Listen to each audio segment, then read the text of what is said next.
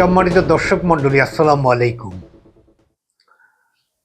বেগম খালেদা জিয়া তিনি আমাদের মাঝ থেকে চিরতরে হারিয়ে গেছেন। তা প্রায় 18 দিন হয়ে গেল, কিন্তু তাকে হারানোর সেই বেদনা, সেই শোক কিছুতেই যেন কাটছে না, কাটার কথাও নয়। কারণ মানুষের যে সীমাহীন শ্রদ্ধা এবং সমীহ ভালোবাসা, এটি নিয়ে তিনি পরপারে পাড়ি জমিয়েছেন তার স্থায়ী ঠিকানায়, সেটি আসলেই ইতিহাসে বিরল।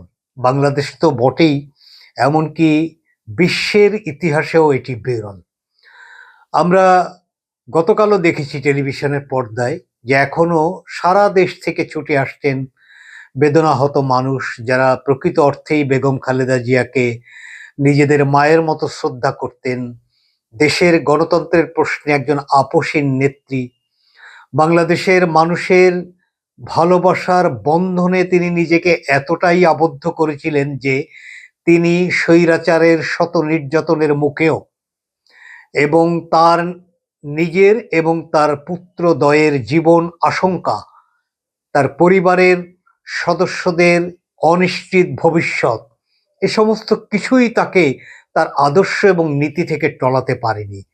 তিনি সদম্বে উচ্চারণ করতে সক্ষম ছিলেন যে এই দেশ, এই মাটি হচ্ছে আমার একমাত্র ঠিকানা, এর বাইরে আমার কোনো ঠিকানা নেই। তার এই বিশ্বাসের প্রতিদান বাংলাদেশের মানুষ দিয়েছে। আপনারা নিশ্চয়ই সকলেই লক্ষ্য করেছেন যে কি পরিমাণ মানুষ, শোকার্ত মানুষ তার জানাজা এই কার্যক্রমে অংশগ্রহণ করেছে। দেশের নানা প্রান্ত থেকে নানা বয়সের মানুষ, পুরুষ মহিলা নির্বিশেষে ছুটে এসেছেন বেগম খালেদা জিয়াকে শেষ বিদায় জানাতে। দক্ষিণ এশিয়ার সব কয়টি রাষ্ট্রের প্রতিনিধি এই জানাজায় উপস্থিত ছিল। বিশ্বের নানা প্রান্ত থেকে ছুটে এসেছেন নানা বরেণ্য মানুষ। এমনকি বাংলাদেশে বিশ্বের নানা দেশের যারা প্রতিনিধিত্ব করেন, হাই কমিশনার বা রাষ্ট্রদূত, কিংবা সেই অফিসগুলোতে যারা কাজ করেন ওই দেশের কর্মকর্তারা, তারা উপস্থিত ছিলেন। বাংলাদেশ সরকারের সকল প্রধানতম ব্যক্তিগণ তারা উপস্থিত ছিলেন। আমরা দেখেছি এমন কোনো সেক্টর নেই রাষ্ট্রীয়ভাবে যারা এই মহিষী নারীর, মাতৃসম নেত্রীর এই শেষ বিদায়ের এই যাত্রায় নিজেদেরকে সামিল করেনি। আমরা আইন শৃঙ্খলা রক্ষাকারীর ভূমিকা দেখেছি। আমরা বিশেষ করে সেনাবাহিনীর যে সম্মান প্রদর্শন খালেদা জিয়াকে দেখেছি, সেটি আসলেই ইতিহাসে অত্যন্ত একটি বিরল ঘটনা।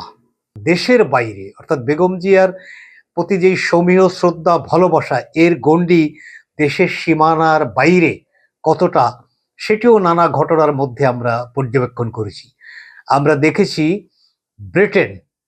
ব্রিটেনের বাংলাদেশে অবস্থিত তাদের হাই কমিশন অফিসে তাদের জাতীয় পতাকা তারা অর্ধনমিত করে বেগম জিয়ার প্রতি তারা শ্রদ্ধা জানিয়েছেন। এটিও সম্ভবত এর আগে কখনো ঘটেনি, সেটি ঘটেছে। আমরা জাতিসংঘ তাদের পক্ষ থেকে বেগম খালেদা জিয়া দেশে এখন প্রধানমন্ত্রীও নন, তিনি সরকারের কোনো অংশ নন, এমনকি সংসদীয় ব্যবস্থায় তিনি বিরোধী দলের কোনো অংশ নয়। এমনকি যদি একাডেমিক্যালি আমরা বিবেচনা করি, তিনি আরো 4 টার্ম আগে দেশের বিরোধী দলের নেত্রী ছিলেন, তার আগে তিনি ছিলেন প্রধানমন্ত্রী। তাহলে এই রকম একজন, তাকে নাগরিক বিবেচনাই করা যেতে পারে।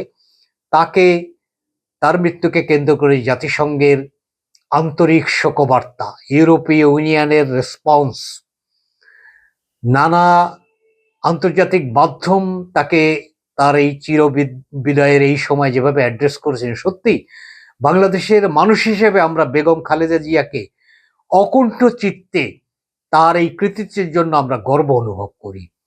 সর্বশেষ এই গত 12ই জানুয়ারি খোদ মার্কিন যুক্তরাষ্ট্র তাদের প্রেস ক্লাব, যেটির বয়স 100 বছরের উপরে, সেখানে বেগম খালেদা জিয়ার জন্য সেই প্রেস ক্লাবের বর্তমান যারা কর্মকর্তা তাদের সহযোগিতায় সেখানে একটি শোক সভাই বলবো, বা তাকে স্মরণ করে একটি সভা অনুষ্ঠিত হয়েছে। সেটি অত্যন্ত, এক অর্থে আমি গর্জিয়াস শব্দটাই ব্যবহার করব, এটি খুবই, আমরা এই নিউজটি যারা পড়েছি অথবা এই সম্পর্কে যারা স্টাডি করেছি তারা নিশ্চয়ই একজন বাংলাদেশের নাগরিক হিসাবে অত্যন্ত অনুপ্রাণিত বোধ করেছি।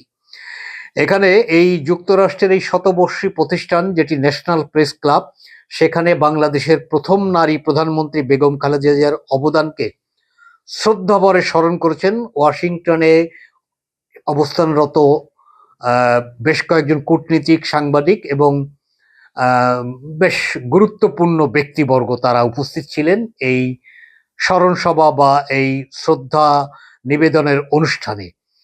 এটির আয়োজন করেন ওই প্রেস ক্লাবের, অর্থাৎ মার্কিন যুক্তরাষ্ট্রের ন্যাশনাল প্রেস ক্লাবের সদস্য এবং বর্তমানে মেক্সিকোতে যিনি রাষ্ট্রদূতের দায়িত্ব পালন করেন বাংলাদেশের।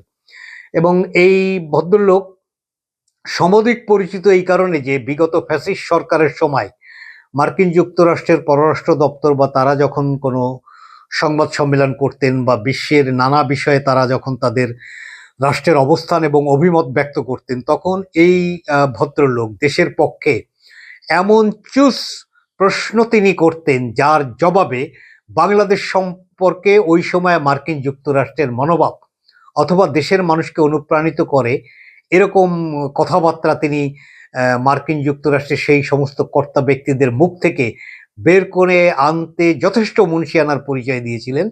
সেই মুশফিকুল ফজল আনসারী, তিনি পেশায় একজন সাংবাদিক, এখন আমি তো বললাম মেক্সিকোতে তিনি রাষ্ট্রদূতের দায়িত্ব এখন পালন করেন। এখানে উপস্থিত এই সমস্ত বিশিষ্ট জনেরা তারা বেগম খালেদা জিয়ার সংসদীয় গণতান্ত্রিক ব্যবস্থায় তার অবদান এবং বাংলাদেশে সংসদীয় গণতান্ত্রিক ব্যবস্থা পুনঃপ্রবর্তনে বেগম খালেদা জিয়ার কৃতিত্ব, তার দীর্ঘ সময়ের রাজনৈতিক সংগ্রাম, গণতন্ত্রের প্রশ্নে তার আত্মত্যাগ, এসব বিষয়ে তারা নানা গুরুত্বপূর্ণ কথা বলেন। সেগুলো আমি একটু একটু করে আপনাদেরকে বলবো। এই অনুষ্ঠানে যারা উপস্থিত ছিলেন আগে আমি তাদের পরিচিতিটা আপনাদের সামনে একটু তুলে ধরি। ওই সবাই বক্তব্য রাখেন প্রেস ক্লাবের নবনির্বাচিত সভাপতি, যিনি ওই প্রেস ক্লাবের 119তম প্রেসিডেন্ট মার্ক শেপ, তাছাড়া আন্তর্জাতিক সংবাদ সংস্থা এপির সাবেক সম্পাদক ম্যারন বিলকাইন্ড, বাংলাদেশে নিযুক্ত যুক্তরাষ্ট্রের সাবেক দুজন রাষ্ট্রদূত, তারা বক্তৃতা করেন যথাক্রমে ড্যান ডেব্লু মজিনা, এটা আপনারা সকলেই এনাকে চেনেন, এবং একই সঙ্গে আরেকজন সাবেক রাষ্ট্রদূত মার্শা বার্নিকাট। এছাড়া স্টিমসন সেন্টারের সিনিয়র ফেলো স্ট্রিট রোজ, তিনি বক্তৃতা করেন। ভয়েস অব আমেরিকা বাংলা বিভাগের প্রধান, অত্যন্ত ভরাট কণ্ঠের অধিকারী, আমরা তার সংবাদ পাঠ যারা শুনেছি তারা অত্যন্ত ভালোভাবে তাকে চিনি, ইকবাল বাহার চৌধুরী। বাংলাদেশ দূতাবাসের প্রেস মিনিস্টার, আমাদের বাংলাদেশেরই একজন উচ্চকণ্ঠ সাংবাদিক, যিনি বিগত স্বৈরাচারের আমলে স্বৈরাচারের নানা অপকর্মের বিরুদ্ধে অত্যন্ত উচ্চকণ্ঠ ছিলেন, সেই আমাদের প্রিয়জন গোলাম মর্তুজা, তিনি বক্তৃতা রাখেন। এবং আমেরিকান ইউনিভার্সিটির আইন বিভাগের একজন পরিচিত অধ্যাপক, তিনি আইন বিভাগের অধ্যাপক এহতেশামুল হক, তিনিও এই সভায় তিনি বক্তৃতা রাখেন। এখানে আমি কয়েকজনের বক্তৃতা একটু উল্লেখ করি, বিশেষ করে বাংলাদেশে নিযুক্ত যুক্তরাষ্ট্রের সাবেক রাষ্ট্রদূত, তিনি দায়িত্ব পালন করেছেন এবং দায়িত্ব পালনের সময় তিনি সরকারের এক ধরনের কটাক্ষের মুখে ছিলেন, আওয়ামী সরকার। তিনি যেভাবে বলছেন, বেগম খালেদা জিয়া অন্যকে সম্মান দিয়ে নিজেও সম্মানিত হতেন, অসুস্থ শরীর নিয়েও তিনি অন্যদের খোঁজ খবর নিতেন। গণতন্ত্র বাংলাদেশের উন্নয়নের ইতিহাসে খালেদা জিয়ার নাম স্মরণীয় হয়ে থাকবে। তিনি বলেন, রাষ্ট্রদূত হিসেবে দায়িত্ব পালনকালে তিনি সবসময় আমার প্রতি আন্তরিক ছিলেন এবং যখনই চেয়েছি তার সঙ্গে কথা বলতে পেরেছি। তিনি আরো বলেন, আপনি অর্থাৎ মুশফিকুল ফজল আনসারীকে উদ্দেশ্য করে বলছেন, এখানে বাংলাদেশের ইতিহাসের কিংবদন্তি খালেদা জিয়াকে স্মরণ করার জন্য সবাইকে একত্রিত করায় আপনাকে ধন্যবাদ জানাচ্ছি। বাংলাদেশের জন্য অসামান্য অবদান রেখেছেন খালেদা জিয়া, তাকে আমার ভালো করে জানার সুযোগ হয়েছে। আমার দায়িত্ব পালনকালে বিরোধী দলে ছিলেন খালেদা জিয়া, সবাই খালেদা জিয়ার সঙ্গে সহজে যোগাযোগ করতে পারত, তিনি সবার সঙ্গে যোগাযোগের বিষয়টি সহজ করে রেখেছিলেন। আমি তার সঙ্গে যখনই দেখা করতে গিয়েছি তিনি সময় দিয়েছেন।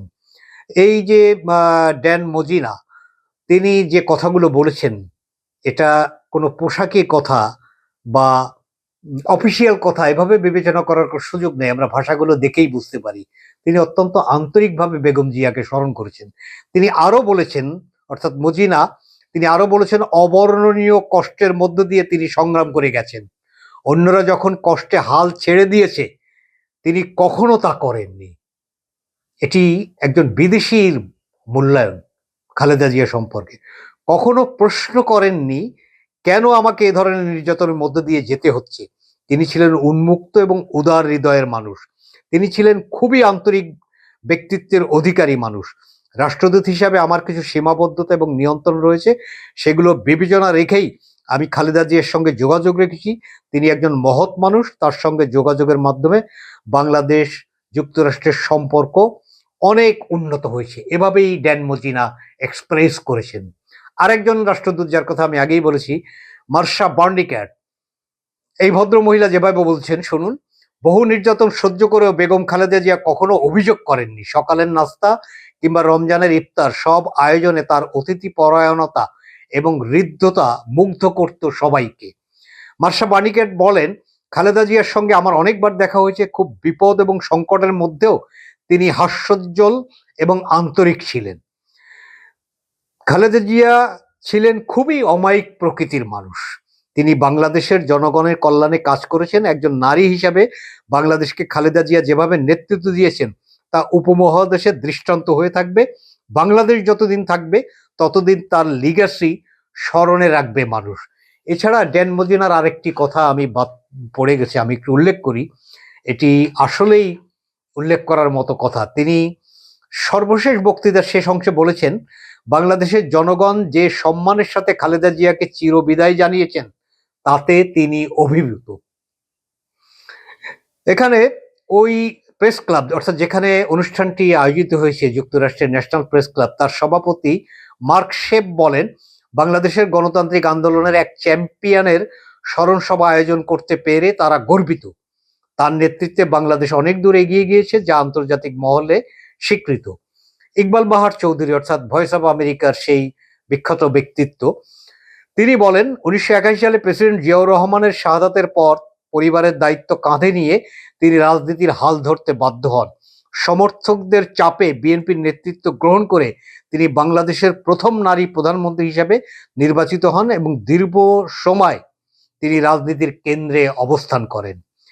এছাড়া ম্যারল বিলকাইন্ড, যিনি এপি অর্থাৎ আন্তর্জাতিক সংস্থা এপির সাবেক সম্পাদক, তিনি বলছেন, বেগম খালেদার জীবন আমাদের শিক্ষা দেয় গণতন্ত্র কোনো উপহার নয়, এটি রক্ষার জন্য প্রয়োজনে জীবন উৎসর্গ করতেও প্রস্তুত থাকতে হয়। তিনি যথার্থ বলেছেন, বেগম খালেদা জিয়া সত্যিই সেটি করে দেখিয়েছেন।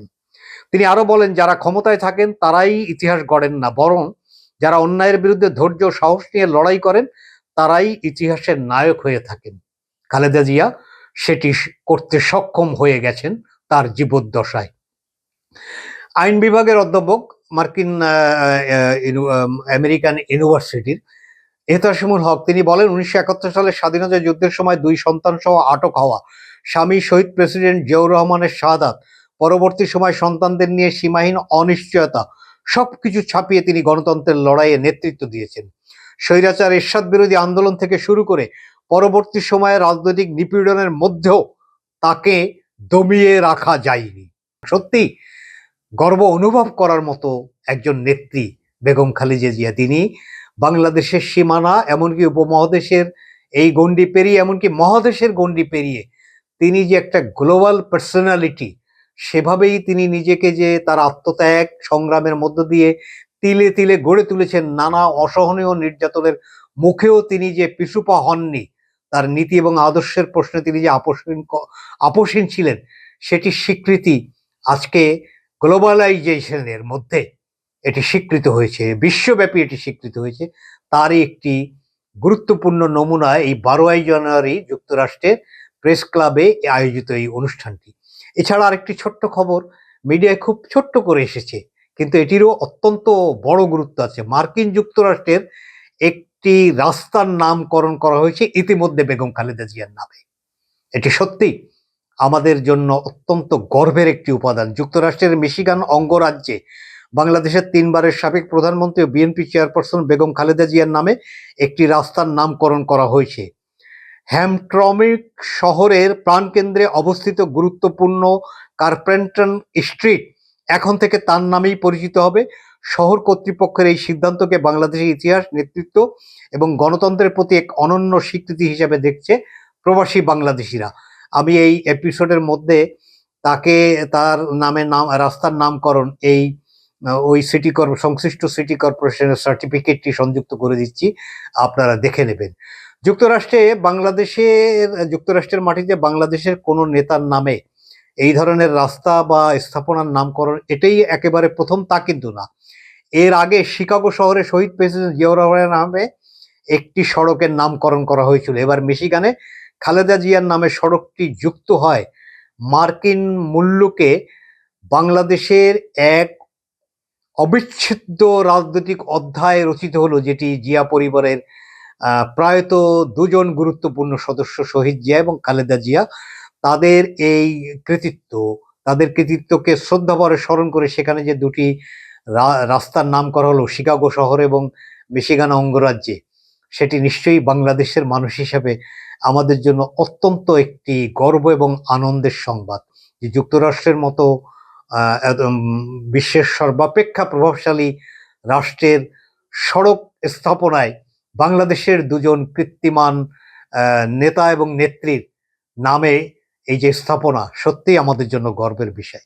খালেদা জিয়া অন্যান্য সকলের মতো শূন্য হাতে পরম করুণাময়ের কাছে গিয়ে তিনি চলে গেছেন, কিন্তু দুহাত ভরে তিনি আমরা যারা এখনো বেঁচে আছি বাংলাদেশের মানুষ তাদের জন্য যা দিয়ে গেছেন সেই ঋণ আমরা কোনোভাবেই তার পরিশোধ করতে পারবো না।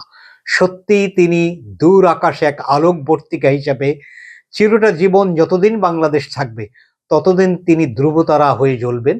আর আমরা সেই তারা এবং সেই আলোকবর্তিকার আলোতে আলোকিত হয়ে নতুন বাংলাদেশ গড়ার যে শপথ, সেই শপথে আমরা সকলেই নিবিষ্ট চিত্তে নিবেদিত প্রাণে অংশগ্রহণ করব। এটি যদি আমরা অঙ্গীকার করতে পারি এবং সেই অঙ্গীকার যদি আমরা সত্যিকার অর্থে বাস্তবায়ন করতে পারি, তাহলেই বেগম খালেদা জিয়ার প্রতি আমাদের ঋণের কিছুটা হলেও আমরা শোধ করতে পারবো।